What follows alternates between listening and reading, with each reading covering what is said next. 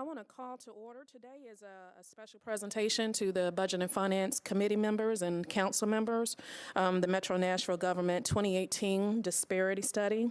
Today is Monday, September 27th. We have our presenters here from Griffin and Strong, and I'm going to go ahead and turn the floor over to you, just for the viewing audience.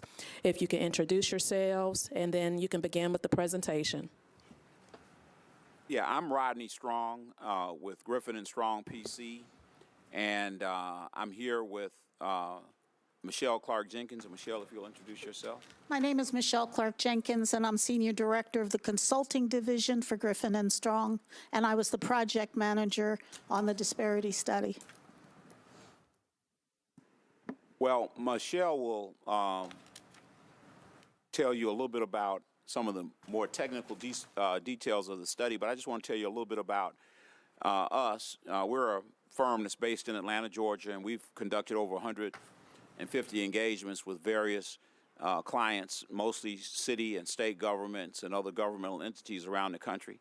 We had a really strong team for this. We had 5 lawyers, 2 PhDs, a PhD statistician involved in this, and we've been involved in these kinds of projects for a very long time.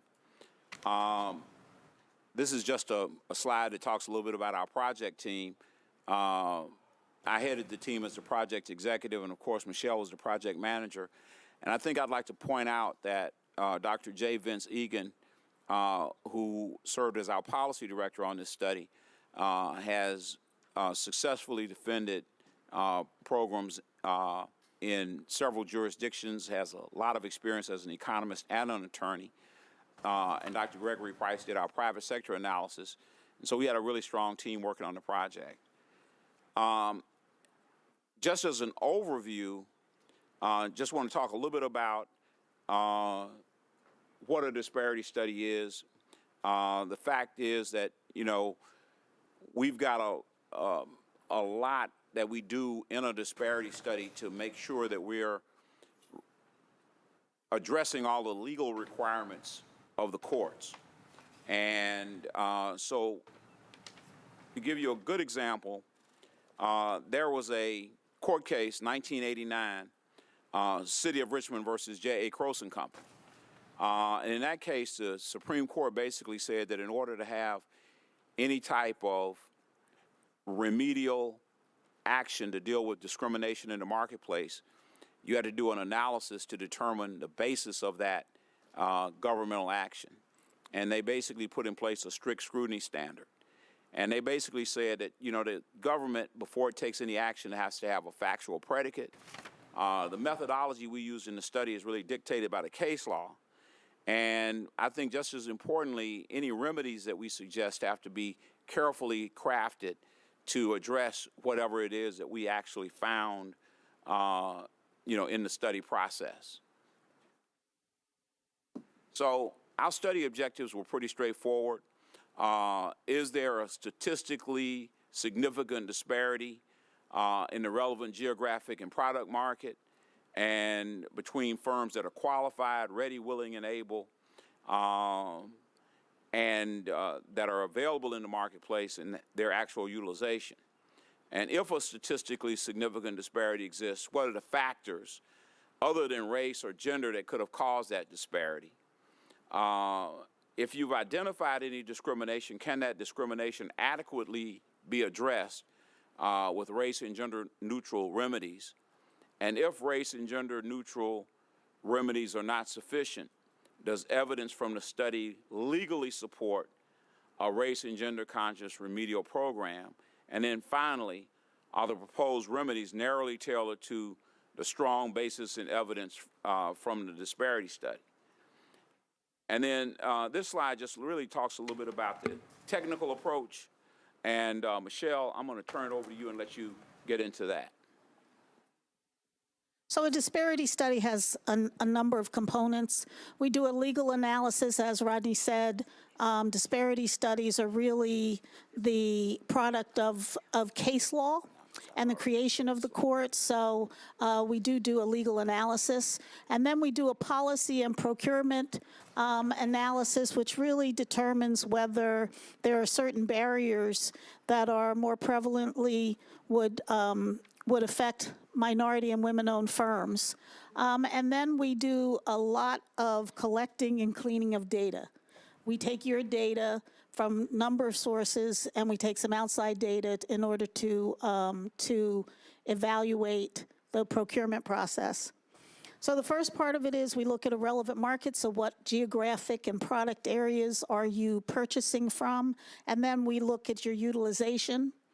That's pretty straightforward, and probably the most important piece is the availability analysis. What firms are out there that are ready, willing, and able to do work for you? And then we compare the utilization and availability analysis in order to come up with disparity indices.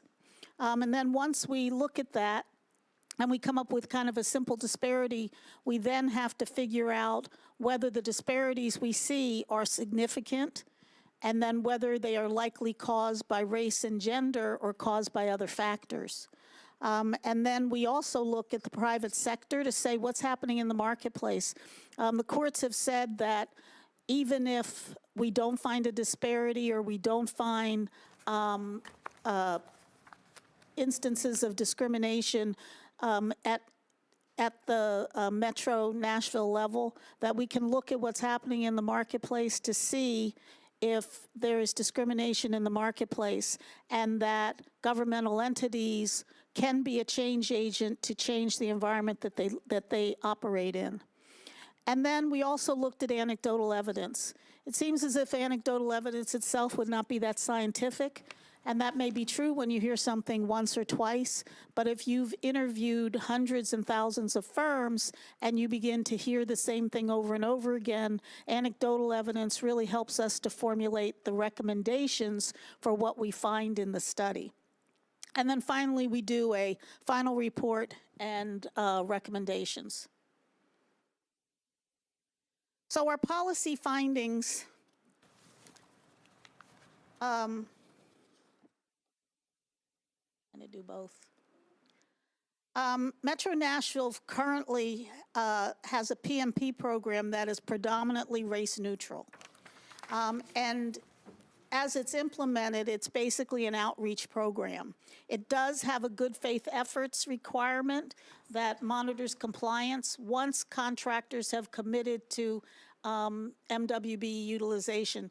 In other words, they make sure that whatever primes have agreed to do, that they do in fact live up to their commitments.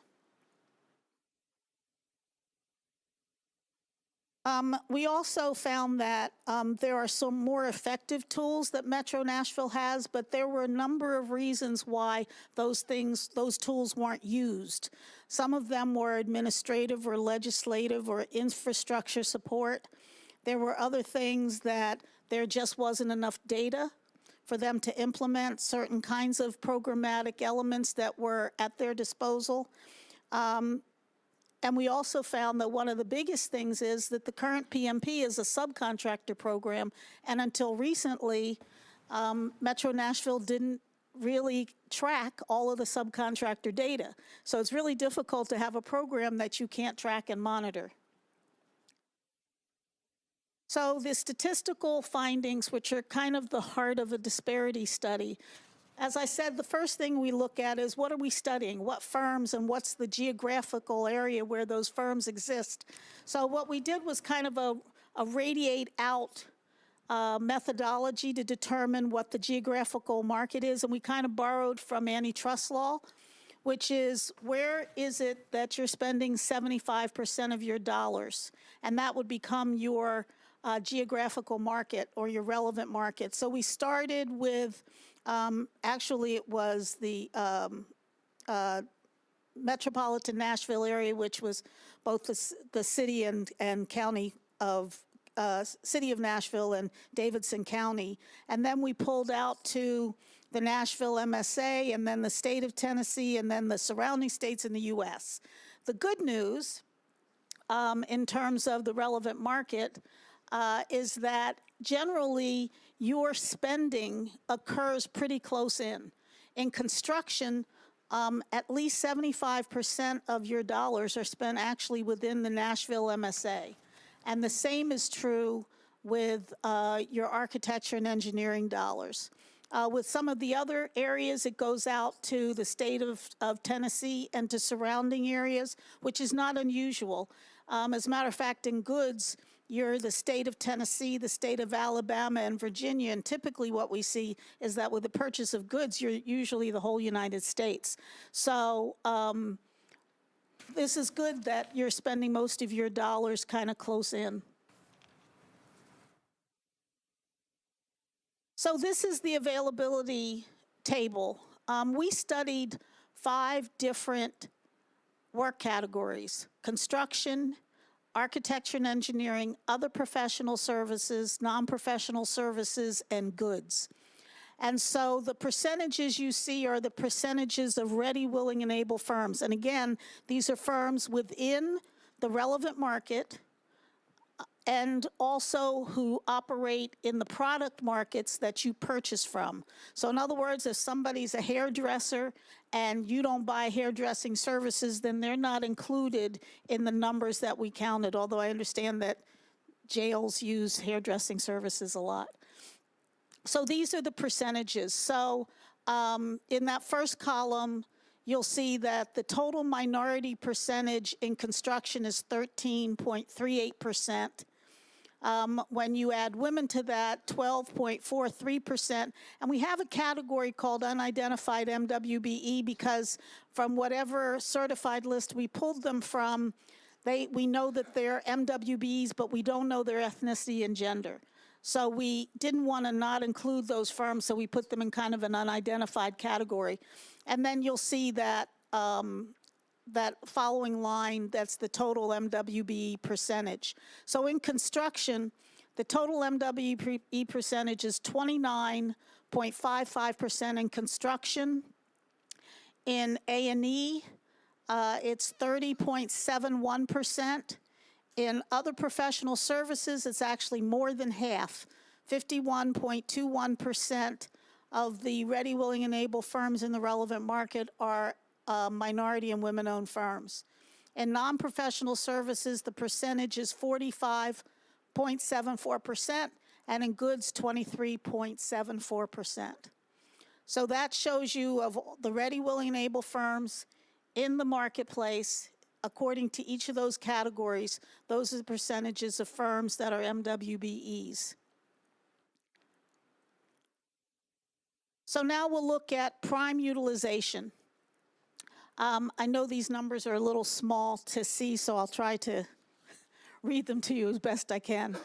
So the percentages, total MWB percentage in construction is 6.49%. The total MWBE percentage is 15.88%. I wish there was a way to make that a little bit larger. In A&E, the MBE percentage is 6%. Women is 11.55%. Total MWBE 17.55%. Other professional services, total MBE percentage of utilization is 2.11%. Women, 4.10%. Total MWBE, 8.28%. In non-professional services, MBE percentage is 8.25%. Women, 2.91%. Total, 11.23%. In goods, MBE percentage is 12.16%. Women, 5.94%, and the total percentage is 18.71%.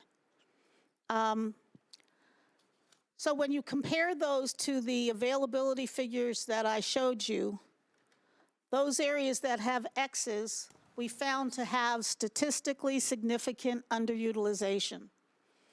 So in construction, that's every group except Native Americans. And there's an interesting thing that happens with Native Americans. In a lot of cases, their numbers are so small that you have an availability, and when there's any utilization, it'll sometimes make them overutilized. So in this case, in construction, Native American firms were actually underutilized, but it wasn't a statistically significant underutilization, so we've left them out here.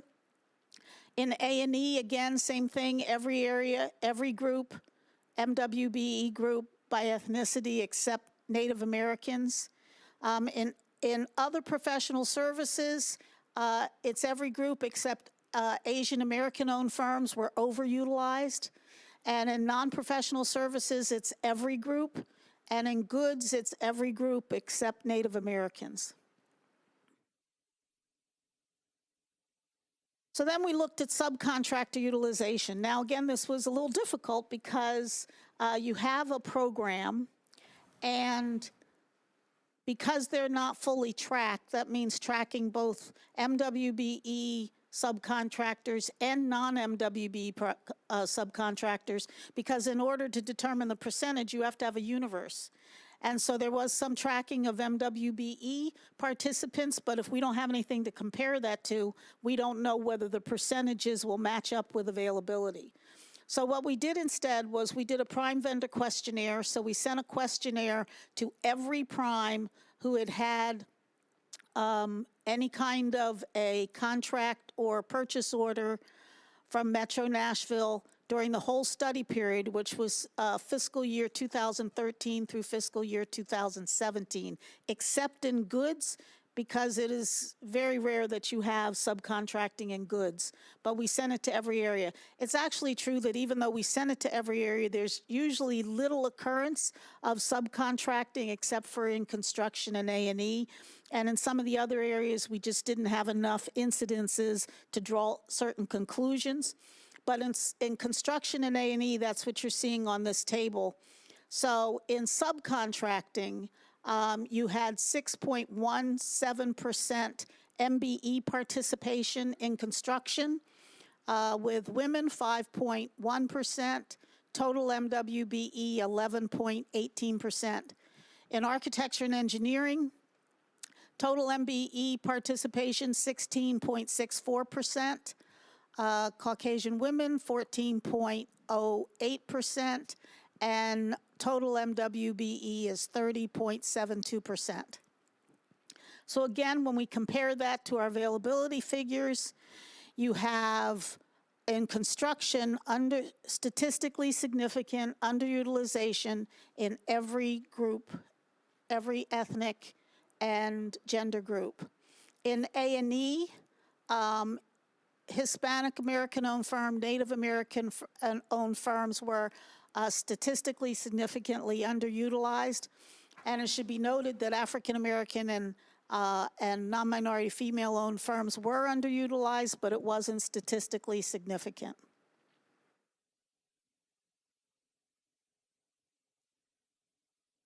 So as I mentioned before, one of the things we have to do, besides just discovering that there's a disparity between utilization and availability, is to determine what is likely the cause of that disparity.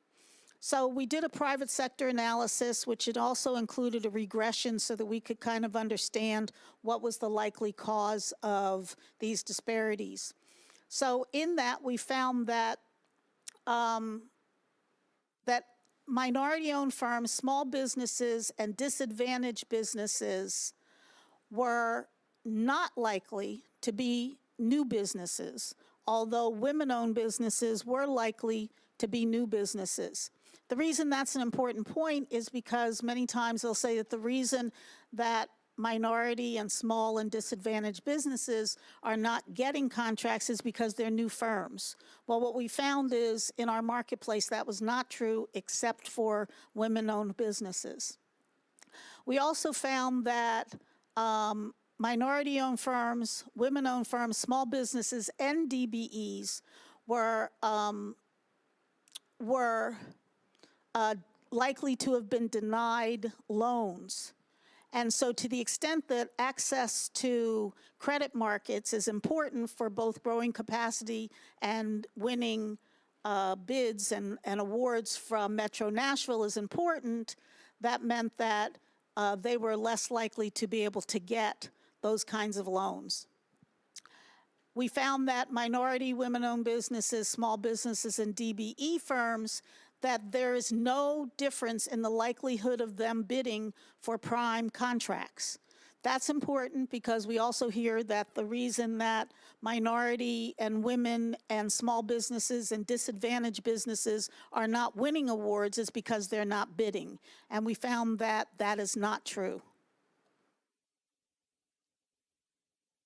We found that minority, small businesses, and DBEs were more likely to have never served as a prime contractor in Metro Nashville. And I'm not just talking about for Metro Nashville government, but in the marketplace. And that WBEs and non-MWBE firms were more likely to have served as prime contractors. And again, to the extent that whether you have ever worked for Metro Nashville before as a prime has an impact on whether you will be able to get awards in the future. That means that minority-owned firms, small firms, and disadvantaged firms would be less likely.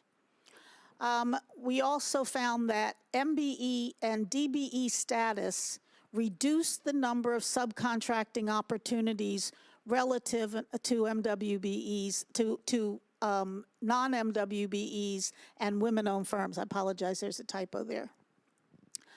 And again, to the extent that having worked as a subcontractor before and with certain primes before has an impact on you getting future contracts, then that would have an impact.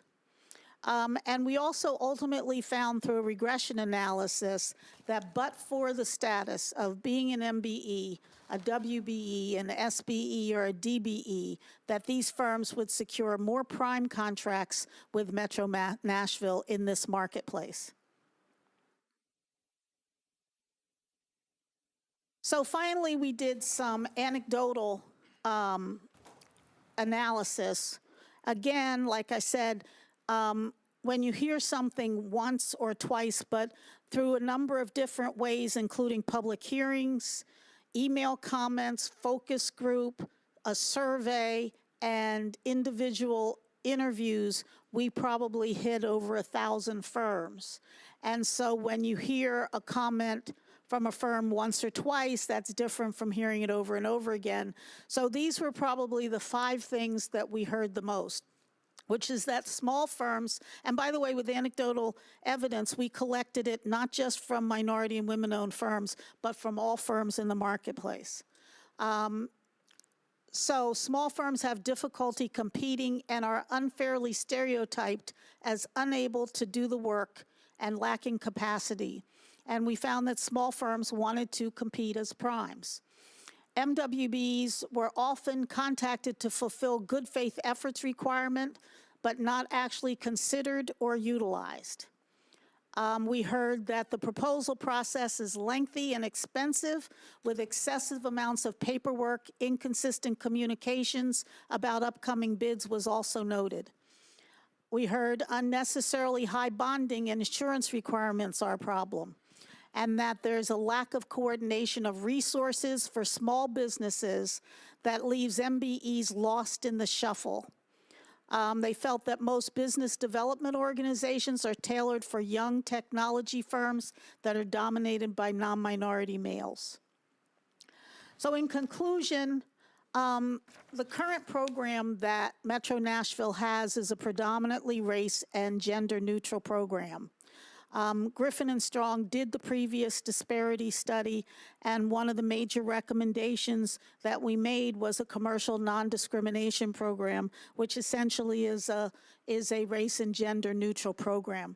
However, the participation of minority and women-owned firms, both as primes as subcontractors, still has shown a statistically significant underutilization of those groups. So we have determined that race and gender neutral programs alone will not resolve the disparities.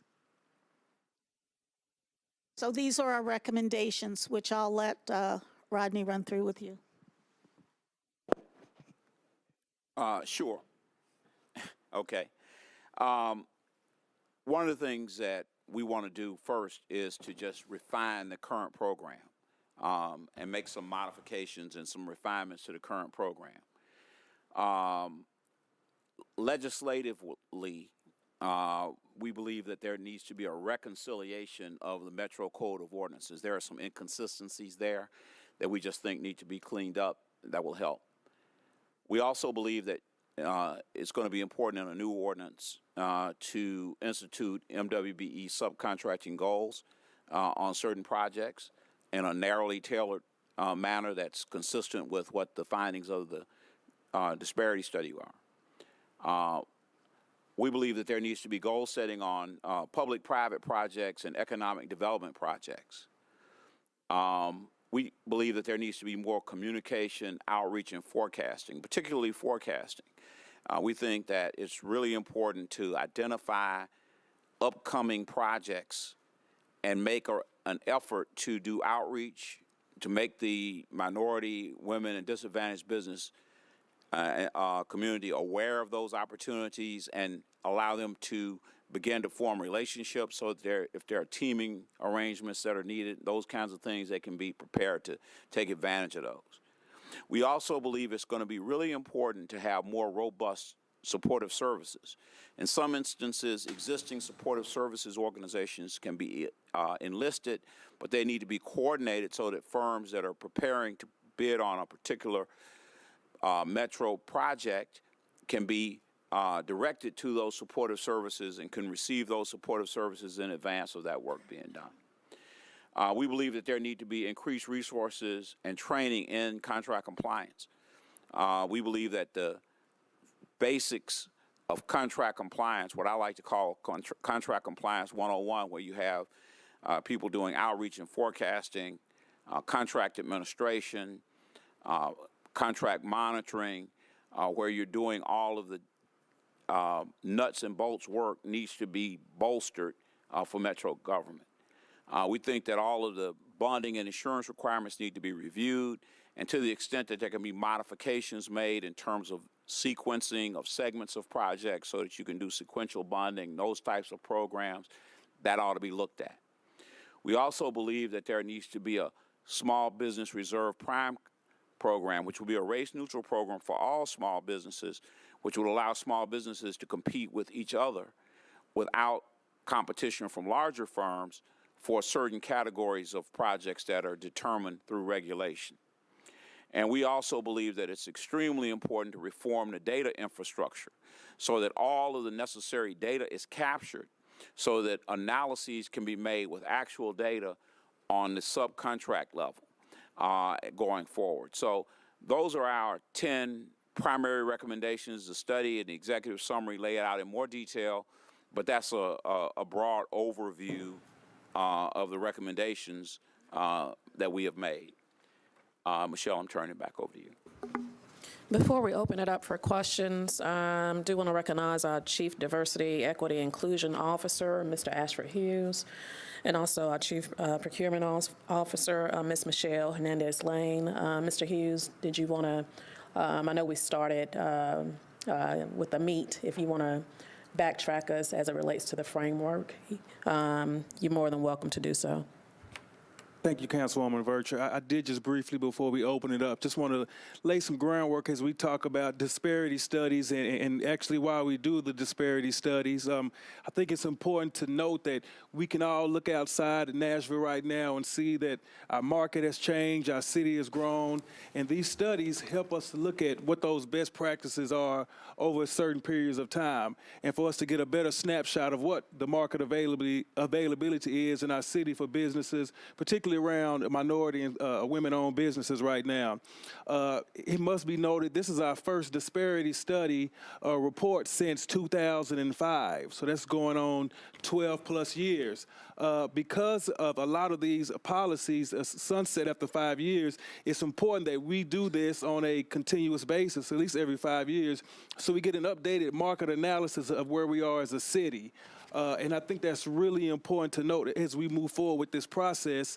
We don't want to be here another 10 or 15 years and not have seen where we are as a city moving forward, minority business participation in the city. And I didn't know if our Director of Procurement wanted to add anything to that, but definitely love to hear your questions, council members, and follow up with you as well.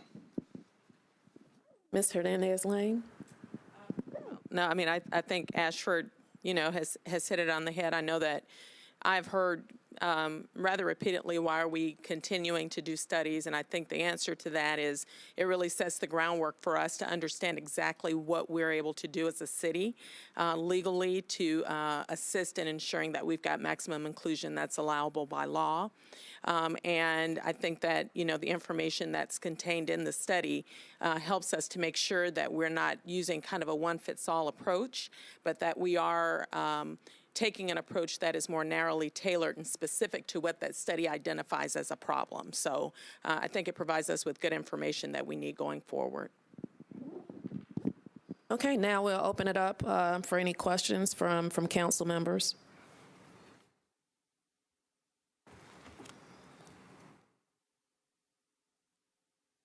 Councilwoman Van Rees. Thank you very much. I know that in comparison with other studies and people already doing some of their work, that the NFL draft coming next spring, that the NFL is putting together a study in regard to different Tier 1 and Tier 2 minority-owned businesses and what procurement's available and the policies that they have as to who gets the work first, and has been working with a number of the different minority chambers as well as the CVC and others. And I'm wondering what we can learn from that, because as that list is developed, I think it could be very helpful to us as well. I don't know if you guys were involved in that. So the NFL did come into town, I guess, probably about 2 weeks ago, maybe 3. And in conjunction with the CVC, met with a number of different leaders of organizations that are geared toward assisting minority and women-owned businesses. The city did have representation at that meeting. They are very interested in ensuring that the millions of dollars that they spend in preparation and execution of the draft reflects the diversity that we all know as Nashville, especially in our business, in our market. I think that, we should definitely share lessons learned, things that we know to do with them, and they should hopefully do the same with us. As a government, we are procuring a wide variety of goods and services to deliver services to the taxpayers. I think that we'll see there is significant difference in what we procure versus what they will be procuring to deliver the draft activity here in Nashville. But to the extent that we can learn from them and they can learn from us and we can leverage what we're all doing, I think we should certainly do that. I don't know necessarily that that takes the place of this activity, that we still have to engage in this work to ensure that we have an effort and an approach going forward for the city of Nashville that we know is representative of our best effort based on the best information that we have, which our study provides for us. I would absolutely agree with all of that. I just want to make sure that anybody in the boat rowing in the right direction, that we're rowing together. So thank you very much. Councilman Cooper. Oh, thank you, Chair Lady. And taking advantage of the expertise here, I was hoping to delve a little bit deeper in the second of the recommendations, reconciliation of Metro Code of Ordinance. Just if you just give a sense of what we needed to be doing here in this room. So there were a couple of examples where there were some things that were outdated. For example, there's a mention in the code about some pre-qualification lists. There are some mentions about bidder lists, and neither of those actually really exist.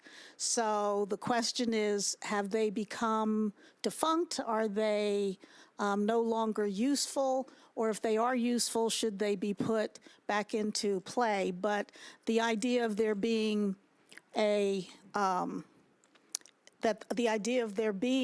pre-qualified list that on, at least for some things that you're choosing from, and then firms may believe that if they're not on a pre-qualified list, then they're not capable of bidding, when in fact you're not utilizing that. Those are probably the two of the biggest things where we saw that there were some inconsistencies between what we saw in the ordinance and what was real practice.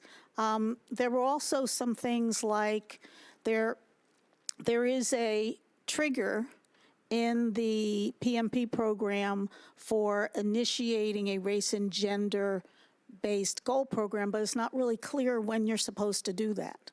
You know, in other words, if you have a certain amount of underutilization over a period of time, there seem to be kind of some vague descriptions of that. So what we saw was some inconsistencies, but we also saw some places where there were tools that you could be utilizing. You know, like I mentioned, you have a subcontractor program, but if you're not tracking subcontractor data, which commendations to Metro Nashville, because I understand that you've recently passed that ability to begin to track that subcontractor data. But if you don't have that, then how do you administer a subcontractor program? A couple of quick questions. I know there are a lot of other people waiting to ask questions. Recommendations on enforcement on prime contractors. Do you all have a best practices that you might share with us? Enforcement, you mean like good faith? Well, whether it happened. Yeah. Whether it happened. Yeah, I mean, definitely, Councilman Cooper, the regulations for that really are something that we want to spell out in a little bit more detail. We think it makes a lot of sense. It doesn't necessarily have to be in the ordinance. It could be in a set of guidelines that got approved by the Procurement Standards Board. But there needs to be a way where if a firm comes in and they make only a pro forma attempt at good faith efforts by maybe, say, sending emails out to a number of firms, but not really seriously considering those firms, that there's a process by which you'd make some type of determination about that firm, and that you would make some determination as to whether or not that firm is going to be allowed to continue to operate in the same way that it's operated. And of course, there's a range of activities that you can take, you know, obviously going all the way from, counseling that firm to debarment, so then those decisions have to be made on a spectrum. And hopefully there can be some regulatory guidelines, internal guidelines that will help you make those determinations, because that contract administration phase is really where the rubber hits the road in terms of whether you're going to get the participation or not. I appreciate it. And part of your contract with the city would be providing these follow-up details on these follow-up recommendations? Yes, we're working right now with trying to make some, help draft some modifications currently. Thank you. Thank you, Madam Chairman. Councilwoman Allen. Thank you, Madam Chair. I want to thank you all for doing this. It's good information and clarifies a lot of things that we've been sort of hearing anecdotally for the past year, so it's appreciate having data on it now.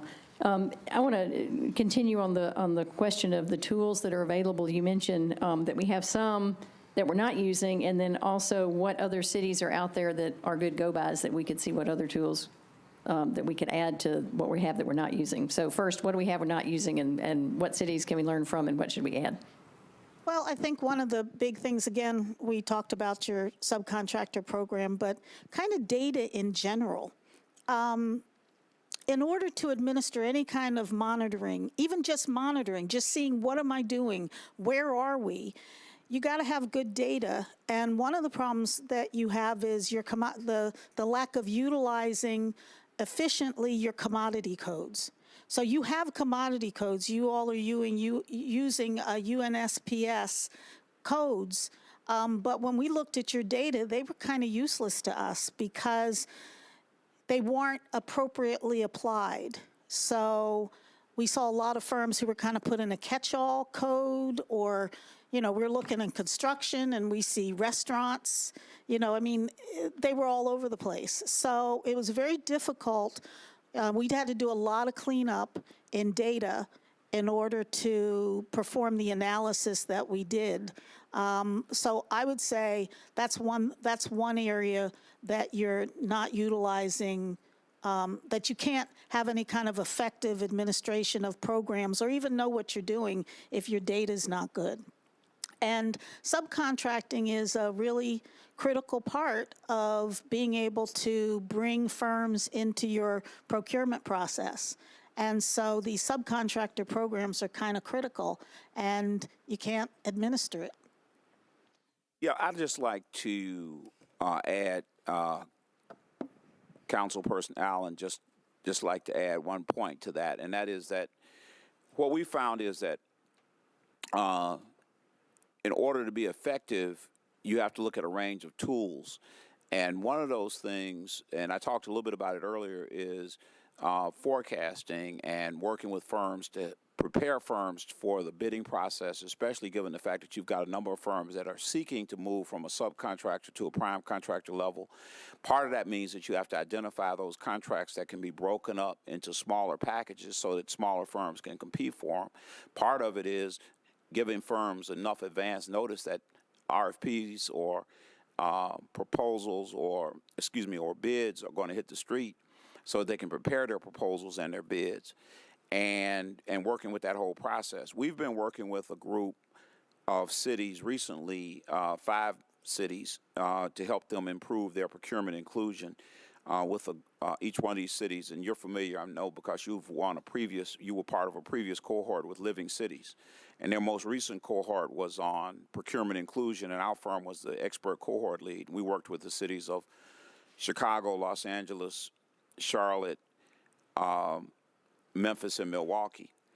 And we're going to be coming out with a guideline for some of these efforts that can be made. But I think that of the cities that I've looked at recently, I think that right here in Tennessee, I think Memphis has made a lot of strides in the last couple of years. Full disclosure, they're also a client of ours. And I think that the city of Chicago has done an extremely good job with this whole idea of identifying firms, forecasting, and putting firms in a position to be competitive. And I think that's a big thing that's needed here in this marketplace, is to position firms to be competitive on these prime contracts. I also want to mention that you currently have a commercial non-discrimination program that allows there to be an investigation if firms are not, if it appears as if a firm may be acting not in good faith in terms of utilizing MWBE firms. But again, it's not real clear when you trigger that. When do we trigger that? At what point do you say, okay, this firm may be discriminating, and so let me launch an investigation? So what we found is that there are a couple of things that you could go further to have more in your regulations so that people know when they're supposed to do what under those. Also, I think I mentioned that there was a place where you could begin to trigger goals. And goals are really important because they're based upon that availability, which is a statistical number. And so if you do good goal setting, then that means that in each of these procurement areas, then that means that these should be attainable because you actually have ready, willing, and able firms who can perform. So if you have firms, if you have a I don't know, let's say you have a 10% goal and a firm comes in and says, well, I couldn't find anybody. Well, that goal was set because there are firms out there who can do the business. So you need to start to ask questions, well, what happened? And there can be some good reasons. You know, it may be a time when there's a lot of construction happening and all the firms are tapped out and it's beyond their capacity. But you want to make sure that you're asking those questions and not just saying, well, you got no participation and you've filled out, checked all the boxes, and so that's good enough for us. Did you have any more questions, Council Lady? Councilman Hall. And Councilwoman Allen actually spoke to one of the things that I was going to ask about, which was some of those tools that were being underutilized.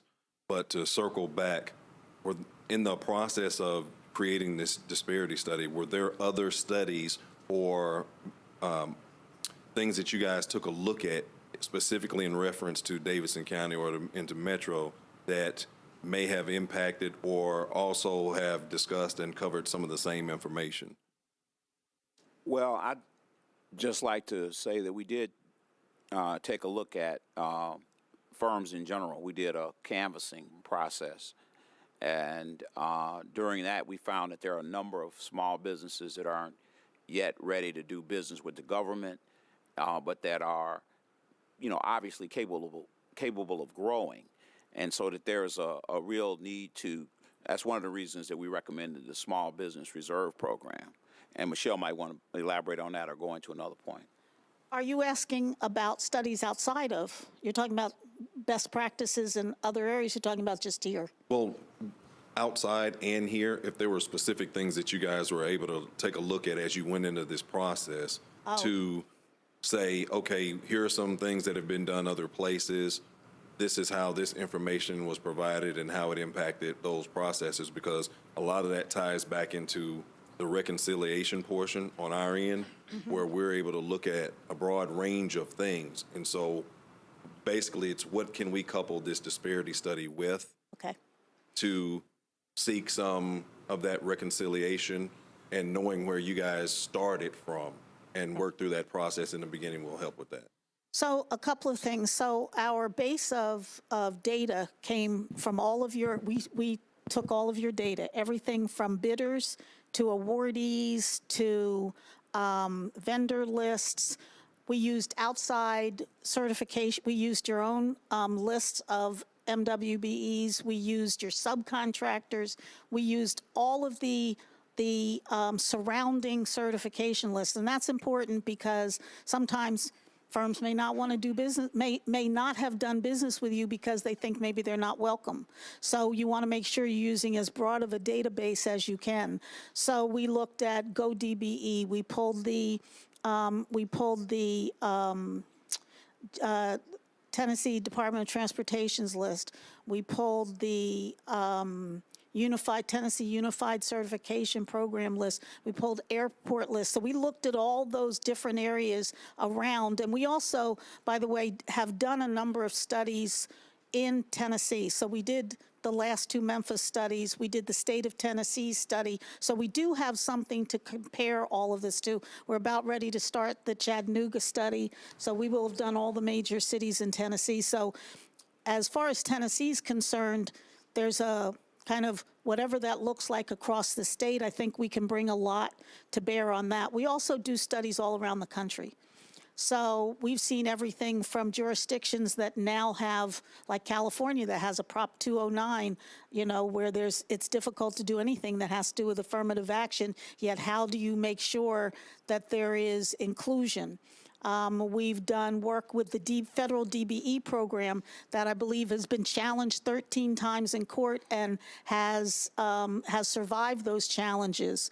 As Rodney stated, Rodney was one of the craftsperson of the original City of Atlanta EBO ordinance, which became the model for the country. So, you know, we've worked in jurisdictions where there has been very good legislation, poor administration, average administration, but a lot of top-down support, and we can see the difference in terms of how all these programs work.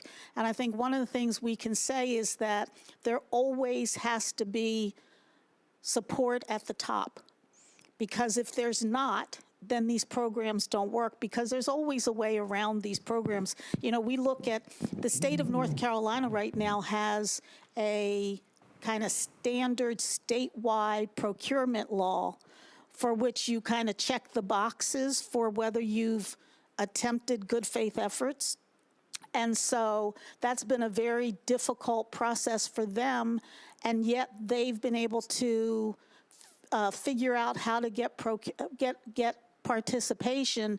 But if there's not a top-down support for it, then firms will just check off those boxes. And when it comes to city council, everybody says, you know, we have a $70 million project with 1% participation, but the goal was 20%, and we're okay with that. If that's the mindset, then no program you put in place is going to work. If the mindset is we really are dedicated and committed to inclusion and full access to the procurement process, then these programs work. Director, did you have a comment?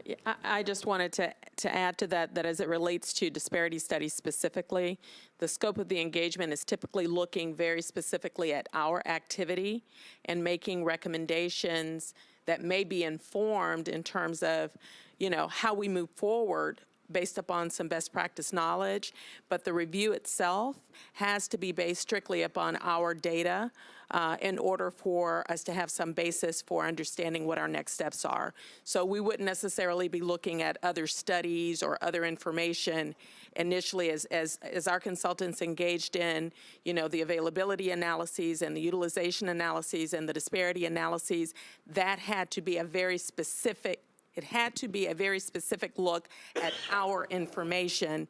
And then once we know kind of what the outcome is, based upon those analyses, there could be recommendations that could be informed by what we know from other jurisdictions. Really quick, just to follow up, and with that being the case, as you guys prepared this disparity study and looked at those things, in your opinion, based on this study, where would you say we fall currently in terms of support for, whether it be top down, the things that you just laid out? Are we needing to lean more toward legislation? Are we looking at good legislation but needing administrative support? As you guys came to your conclusion on this, where did you end up with us as far as that specific information?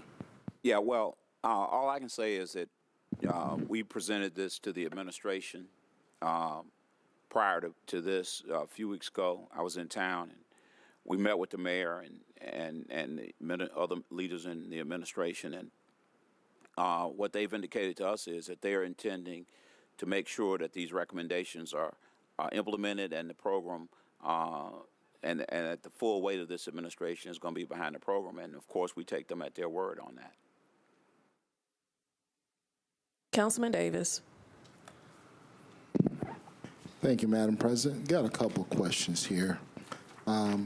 First one, does the diversity study indicate whether there has been meaningful improvement in the private sector as it relates to the procurement opportunities for minority-owned businesses in Davidson County?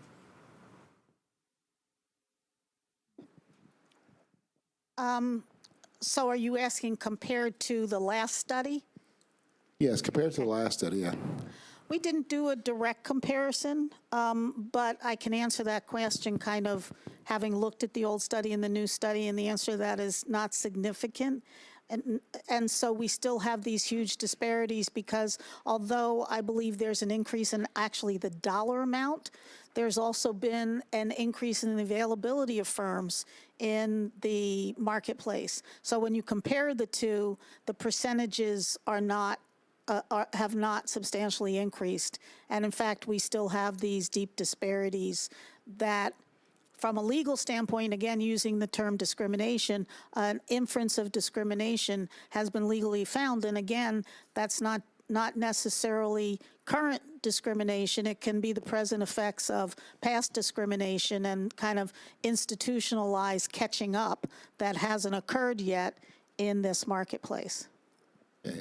Also, is it possible for Griffin and Strong to estimate the financial impact in real dollars to minority-owned businesses over the current disparity study period from the last one to this one?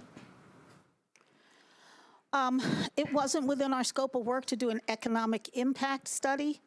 However, we know that that when particularly small businesses in various communities are engaged, that we revitalize those communities. And that if there's a disparity in terms of, and we found a disparity not just in what Metro Nashville government is doing, but also in the private sector, which means even in terms of construction and professional services and A&E and other services and non-professional services in the marketplace. So that means that these diverse communities in Metro Nashville's marketplace are not getting the kind of work and the kind of procurement opportunities that they should be getting given their availability. And again, we're not looking at population. We're looking at the availability of ready, willing, and able firms. So that means that those communities are not getting that work, which means the individuals those firms cannot then hire people. It means that money is not going into their communities. And so when you see a disparity in the procurement practices, you're also going to see a disparity in your communities. And if you're seeing that, that's one of the remedies. If you're seeing communities that need to be revitalized, and one of the things we did as part of a needs assessment that we did for Metro Nashville was we actually put foot soldiers out and started talking to minority firms in Davidson County to try and figure out firms who may not yet be on the radar for doing procurement with Metro Nashville, but are out there trying to do business. And one of the things we heard over and over again is that there are places like Harding Place and some other, stretches where they say this used to be a vital part of our community. This used to be, a place where there was a lot of successful businesses. When is there going to be revitalization to this area? Again, that's outside the scope of our study, but economic development and revitalization of these communities is essential to having a healthy Metro Nashville. All right, and this is the last one, and this could be brief.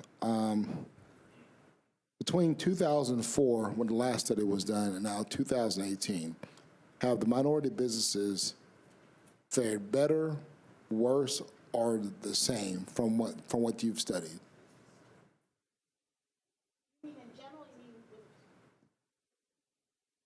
Do you mean in general? You mean from study to study? From study to study. We haven't done that comparison. If you like, we can include that. We can go back and include a comparison to the last study, but we have not done that. No problem. Please do. Thank you very much for all your help. Hold on, Councilman. We first have to make sure there ain't no additional cost for that. So I'll get with that. Yeah, we'll get with the administration. Okay. Councilwoman Gilmore. Thank you, Madam Chair. Thank you for doing the study. Really appreciate it and your honesty as well. And so I hope that, just to kind of back off of Councilmember Davis, that you can do that comparison.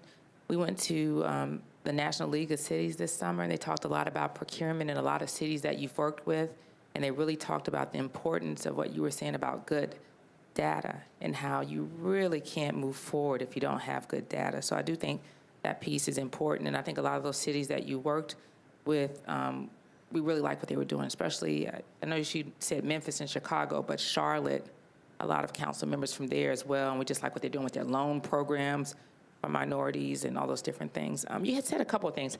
I guess I was just concerned about, or not even concerned, but just more so, I think everybody asked the right questions, and in terms of discussion, a lot of that has happened.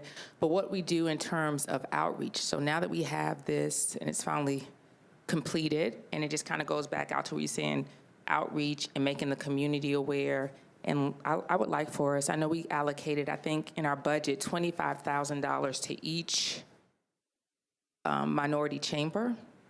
And so it would be nice if we had we partnered with the chambers once again, and I'm talking about those, we gave some money for the Black Chamber, we gave some for the Hispanic Chamber, some for the LGBTQ Chamber, and another one, I think, for the National Hispanic, which was interesting. We gave two for, but that's neither here nor there. But the point is there opportunity to partner with them to do this outreach that you were talking about so that it is more robust? Do you know if y'all will lead and just kind of do this presentation? Well, I think those organizations, I mean, we did, in the study itself, we contacted as many organizations as we could to get their input into the study. But moving forward, it's really important for you to partner with all of these social, civic, trade organizations because they have the tentacles. Right. So, and they won't give you their membership list. So, you have to get them engaged so that then they'll get their membership engaged. So the chambers are a really good place to go to. That's one of the groups that you can go is the various chambers. I would also go to, a lot of the civic and social organizations. I mean, everybody who you can reach who might have membership that are business owners, all should have that outreach and partnering with groups. But remember, when you partner with groups, particularly the ones you're giving money to, make sure that you've got accountability. One of the things we talked about is supportive services, beginning to help firms to develop their capacity. If people have programs and you're giving them money, then you should be saying to them, what are you doing, and making them accountable back. So if I can address that question quickly as well, the fourth chamber is the Tennessee Latin American Chamber, and we also are working with the Nashville Chamber in this process as well.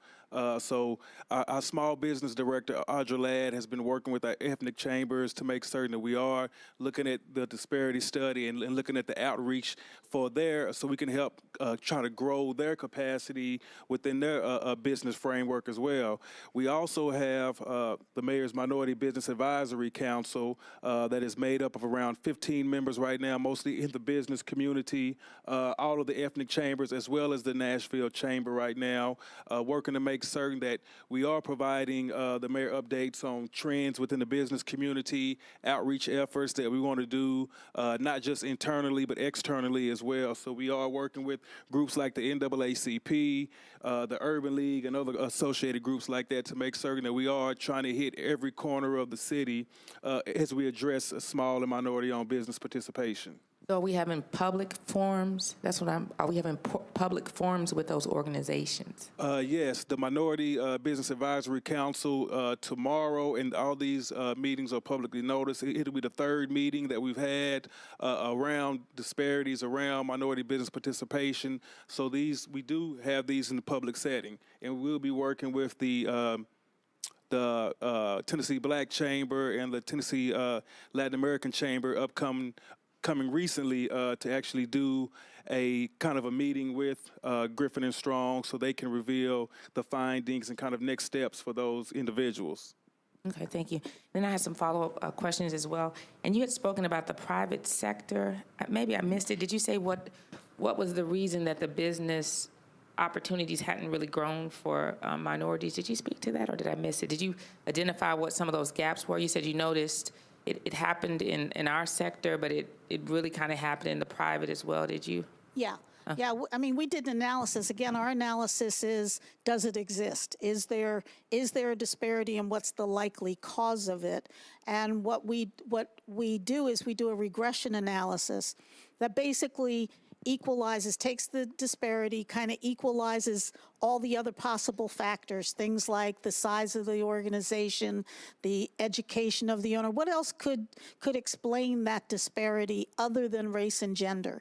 And so that includes number of employees. It's a long list of things that you kind of equalize. And if after you kind of equalize all those things, you still find a disparity, then we make an inference that the likely cause of the disparity is the race and gender of the owner. Okay. Also, when we look at, I guess, how we award contracts as a city to more specifically, I just say African Americans, Latinos, and women, just to kind of break it out and make those people real. Did you notice the impact or how it is directly or indirectly impacted by the amount of space we have between the legislation, our department heads, and people that we contract out to be responsible for that? So in other words, is there a way that we can have more accountability as legislators so some of that doesn't slip through the cracks? So I think you used the example of we saying, yeah, we're committed to diversity, but when we go out, because of, I don't know whether it's the codes or, you know, we say we don't really have callback, or we got contractors working on. Can you explain how that works so that we can just have a little bit more is my question clear? A little bit more accountability when it relates to that? I think there are a lot of tools you can use. And so I think what we were seeing was where there were some holes.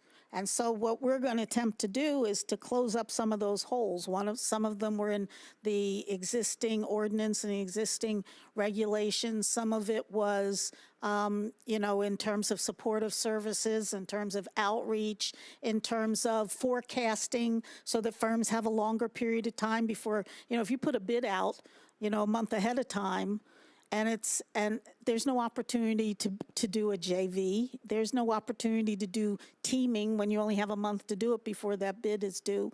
Subcontractors, maybe it's something like mandatory pre-bid meetings, things like that.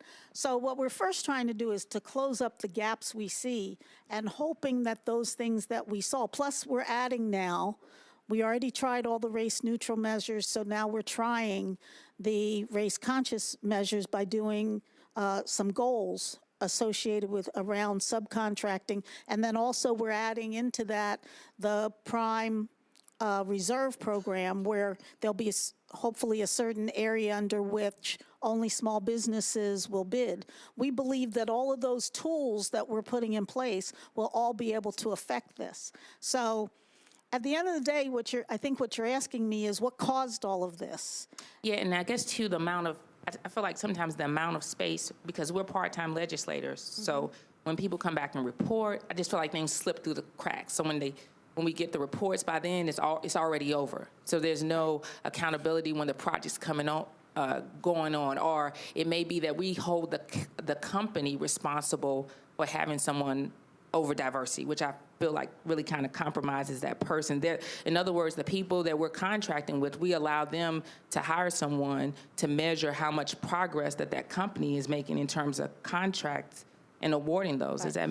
Well, the gap that you can sometimes have is your contract compliance office itself, because that's who's charged with monitoring and taking those, you know, those kinds of complaints shouldn't be, I mean, they may come to you, but in essence, those are things that should be handled by an effective contract compliance office. So again, if you're properly resourced and staffed, then those kind of things can be caught as they're occurring in real time by your contract compliance office. So. Yeah, I'd just like to add one point, though, to what you're saying. One of the things that, as a legislative body, you can do, of course, is to request a regular update on the contracts. And so, therefore, as the process is moving on, you can ask for reports to be submitted. Reports are generally going to be done internally anyway, and they can be, you can request that they be shared. Thank you so much. Yeah, I think that's pretty much it. And if I had any more questions, I do think I will follow up. But I do appreciate the report. I look forward to getting it. Did you guys send that out to us today, or did we get it later on? Or did we get the? We'll have it forwarded. Okay, I look forward to reading it. Thank you, Council Lady. Thank you so much. Attorney Strong, Michelle Clark Jenkins, thank you so much for presenting the 2018 Disparity Study. And that concludes our special presentation. Once we adjourn, we will begin immediately for our Budget and Finance Committee meeting.